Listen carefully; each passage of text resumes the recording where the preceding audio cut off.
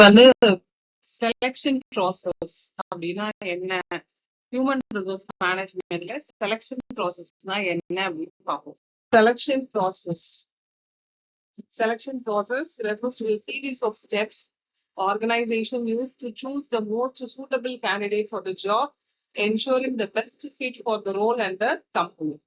அப்ப செலக்ஷன் ப்ராசஸ்னா என்ன அப்படின்னு பார்த்தோம்னா, அது ஒரு வழிமுறை. எப்படி வந்து சூட்டபிளான நமக்கு கரெக்டா அந்த ஒர்க்குக்கு, ஏன்னா எல்லா ஒர்க்குக்கும் எல்லா பர்சனும் ஃபிட் ஆக மாட்டாங்க. எல்லா வேலைக்கும் ஒரு குவாலிட்டி இருக்கு. ஸோ அதெல்லாம் அடிப்படையா வச்சுதான் வந்து they will select a person.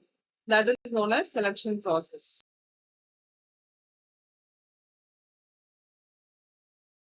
Objective of the selection process. அப்ஜெக்டிவ்னா என்ன, நோக்கம். இந்த செலக்ஷன் ப்ராசஸோட நோக்கம் என்ன அப்படின்னு பார்த்தா, right fit for the role. ஏன் இந்த right fit for the role அப்படின்னு சொல்றாங்க அப்படின்னா, இப்ப வந்து ஒரு அக்கௌண்டன்ட் ஜாபுக்கு ட்ரை பண்றாங்க ஒருத்தங்கன்னு வச்சுக்கோங்க. சில ஒரு நிறுவனத்தை சார்ந்த அக்கௌண்டன்ட் வித்தியாசப்படுவாங்க. ஃபார் எக்ஸாம்பிள் மேனுஃபேக்சரிங், பொருட்களை தயாரிக்கிற இடத்துல ஒரு அக்கௌண்டன்டா ஒருத்தர் இருக்காரு அப்படின்னா அவரோட வேலை வேற மாதிரி இருக்கும். ஒரு ஹாஸ்பிட்டல் அக்கௌண்டன்டா இருக்காரு அப்படின்னா அவரோட வேலை வேற மாதிரி இருக்கும். சோ யாரு அந்த வேலைக்கு கரெக்டா ஃபிட் ஆவாங்க, right fit for the role is important. Enhance organizational performance, reduce turnover. ஒருத்தவங்க பிடிச்ச நேரத்துல செய்யும் போது வந்து டர்ன் ஓவர்ஸ், வேலை விட்டுட்டு சீக்கிரம் போக மாட்டாங்க, அதெல்லாம் நம்மளால ரெடியூஸ் பண்ண முடியும். ஆர்கனைசேஷன் பெர்ஃபார்மன்ஸ் இன்க்ரீஸ் பண்ண முடியும். ஃபேர்னஸ் அண்ட் அப்ஜெக்டிவிட்டி, கரெக்டான ஆளை கரெக்டான ஸ்கில்லோட அந்த இடத்துல செலக்ட் பண்ணும்போது என்ன ஆகும் அப்படின்னா ஃபேர்னஸும் அவங்களுடைய நோக்கமும் கரெக்டா போகும். காஸ்ட் அண்ட் டைம் எஃபிஷியன்சி, கரெக்டான ஆளை செலக்ட் பண்ணும்போது என்ன ஆகுது, காஸ்டும் டைமும் வந்து ப்ராப்பரா யூட்டிலைஸ் பண்ணலாம். எம்ப்ளாயரோட பிராண்டை மெயின்டைன் பண்ண முடியும். இப்போ நம்ம ஒரு பெரிய பெரிய கம்பெனிஸ்ல போய் செலக்ட் ஆகுறாங்கன்னா பீப்புள் வில் கெட் ரொம்ப ஹாப்பியா இருப்பாங்கல்ல. சோ அது மாதிரி இருக்கும்போது அவங்களோட பிராண்ட் அவங்களால மெயின்டைன் பண்ண முடியும். இதெல்லாம் தான் வந்து செலக்ஷன் ப்ராசஸோட முக்கியமான நோக்கம்.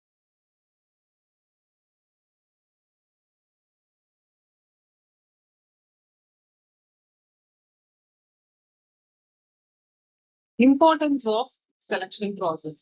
செலக்ஷன் ப்ராசஸோட முக்கியத்துவம் என்ன அப்படின்னு பார்த்தா, ஹையரிங் த ரைட் டேலண்ட், கரெக்டான ஒரு டேலண்ட்டை ஹையர் பண்றது.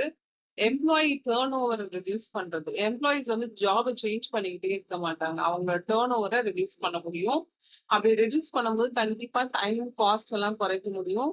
Improve organisation productivity, organisation productivity improve பண்ண முடியும்.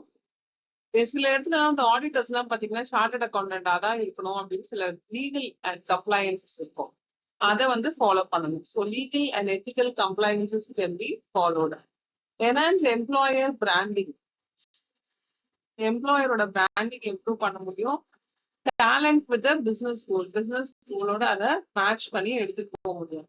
இது எல்லாமே comes under the importance of selection process. Curriculum vitae. So curriculum விக்டேனா என்ன? Curriculum vitae is a Latin word for course of life. Course of life அப்படின்னு சொல்றதுதான் வந்து இந்த curriculum vitae. It's a detailed document highlighting an individual academic, professional and personal achievement. So அது வந்து என்ன அப்படின்னு பார்த்தா, அகாடமிக், ப்ரொஃபஷனல், பர்சனல் அச்சீவ்மெண்ட்ஸ் பத்தி பேசுறதுதான் வந்து இந்த curriculum vitae. It is typically used for academic roles use பண்ணுவாங்க, ரிசர்ச் பொசிஷன்ஸ்க்கு யூஸ் பண்ணுவாங்க, ஜாப் அப்ராட் யூஸ் பண்ணுவாங்க, ஸ்காலர்ஷிப்ஸ் அண்ட் கிராண்ட்ஸ்க்கு இதை யூஸ் பண்ணுவாங்க. இது எல்லாமே comes under this curriculum விக்டே.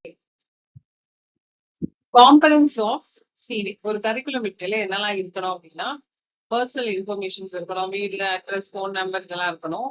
Professional summary, என்னெல்லாம் வேலை பார்த்தோம் அப்படிங்கிறது இருக்கணும். எஜுகேஷன் குவாலிஃபிகேஷன் என்னன்னு இருக்கணும். ஒர்க் எக்ஸ்பீரியன்ஸ், எவ்வளவு நாள் ஒர்க் எக்ஸ்பீரியன்ஸ் இருக்கு, ஏதாவது ரிசர்ச் பண்ணியிருக்காங்களா, டிப்ளமோ சர்டிபிகேட் கோர்சஸ் ஏதாவது பண்ணியிருக்காங்களா, அவங்களுக்கு தனிப்பட்ட ஸ்கில்ஸ் என்ன, அவார்ட்ஸ் அண்ட் அச்சீவ்மெண்ட்ஸ் ஏதாவது வாங்கியிருக்காங்களா, இது எல்லாத்தையுமே வந்து ஒரு சிவில நம்ம மென்ஷன் பண்ணிருக்கணும்.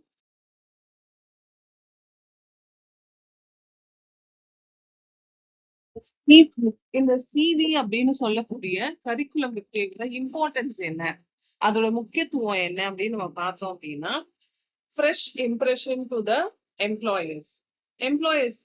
First impression to the employers. ஒரு ரெஸ்யூமை பார்த்து தான் வந்து அவங்களோட குவாலிஃபிகேஷன் என்ன, அவங்க என்ன பண்ணியிருக்காங்க, இது எல்லாத்தையுமே வந்து பார்ப்பாங்க. So first impression for the employers. Comprehensive overview of the qualification. அவங்களோட குவாலிஃபிகேஷன் என்னன்னு சொல்லக்கூடிய ஒரு ஓவர்வியூ. Demonstrate professionalism. நம்ம ரெஸ்யூமை பேஸ் பண்ணியே நம்ம வந்து என்ன மாதிரியான ஒரு ப்ரொஃபைல்ல இருக்கோம், என்ன மாதிரியான ஸ்டாண்டர்ட்ல இருக்கோம்னு அவங்களால அனலைஸ் பண்ண முடியும். Highlight unique strength. ஏதாவது வந்து யூனிக்கான ஒரு ஸ்ட்ரென்த் இருக்கா. Used for academic and international applications. International அப்ளிகேஷன்ஸ்க்கு CV is important. Basis for interview questions. Interview questions வந்து உங்க சிவியை பார்த்து தான் கேட்பாங்க. நீங்க சிவில என்ன போட்டிருக்கீங்க, ஹாபி ரீடிங் போட்டீங்கன்னா என்ன மாதிரி புக்ஸ் படிப்பீங்க அப்படின்னு கேட்பாங்க. ஸோ எல்லாமே உங்க சிவியை பேஸ் பண்ணி தான் இருக்கும். Career tracking document. உங்க கெரியர் எந்த அளவுக்கு இம்ப்ரூவ் ஆகும், எந்த இடத்துல இருக்கீங்க, இதெல்லாம் ட்ராக் பண்றதுக்கான ஒரு டாக்குமெண்ட் தான் வந்து இந்த சிவி. ஸோ சிவிங்கிறது ரொம்ப ரொம்ப ஒரு இம்பார்ட்டன்டான ஒரு விஷயமா கருதப்படுது இன்டர்வியூஸ்ல. Advantages of CV. அட்வான்டேஜஸ் என்ன இருக்கு இதுல அப்படின்னு பார்த்தா, detailed overview of the qualifications. ஒரு டீடைலான overview of qualifications is possible. Customisable and flexible. Customisable அப்படின்னா அவங்களுக்கான தனிப்பட்ட திறமைகள் என்ன அப்படின்னு மென்ஷன் பண்ணியிருக்க ஒரு டாக்குமெண்டா இருக்கும். ப்ரொஃபஷனல் இமேஜை வந்து இது கொடுக்கும். எல்லாருக்குமே வந்து பர்சனல் அண்ட் ப்ரொஃபஷனல் இருக்கு. ஸோ ப்ரொஃபஷனல் இமேஜுக்கு இருக்கும். Useful for career development. அவங்க கெரியரை இம்ப்ரூவ் பண்ணிக்கிறதுக்கு உபயோகமா இருக்கும். ப்ரிஃபர்ட் இன் அகாடமிக் ரிசர்ச். அகாடமிக் ரிசர்ச்ல வந்து இது ரொம்ப ரொம்ப இம்பார்ட்டண்டா கருதப்படுது. என்னெல்லாம் பண்ணியிருக்காங்கன்னு ஃபுல்லா மென்ஷன் பண்ணி கொடுக்கறது ரொம்ப இம்பார்ட்டன்ட். இது எல்லாமே வந்து ஒரு சிவியோட முக்கியமான அட்வான்டேஜஸ், நன்மை பயக்கக்கூடிய விஷயங்கள்னு சொல்லலாம்.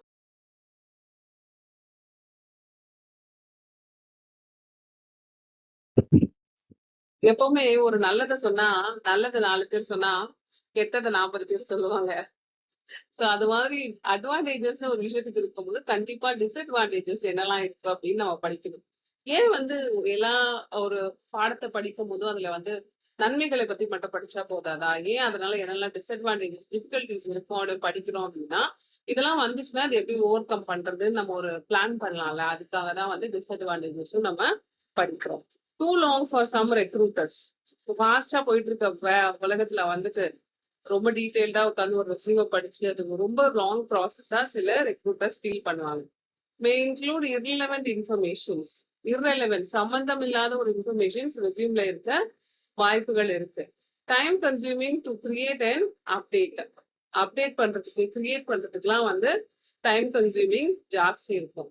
Not Idol for all the jobs. எல்லா ஜாப்ஸ்க்கும் ரெஸ்யூம்ஸ் வந்து ஐடலா இருக்காது. சில ஜாப்ஸ்க்கு வந்து அவங்க ப்ராக்டிக்கல் அப்ளிகபிலிட்டி அதெல்லாம் ரொம்ப முக்கியத்துவம் கொடுப்பாங்க. ரெஸ்யூம்ல இருக்க இன்ஃபர்மேஷன்ஸ் எல்லாம் பாதி உண்மையா போயானே தெரியாத மாதிரி இருக்கும். Can be overly formal.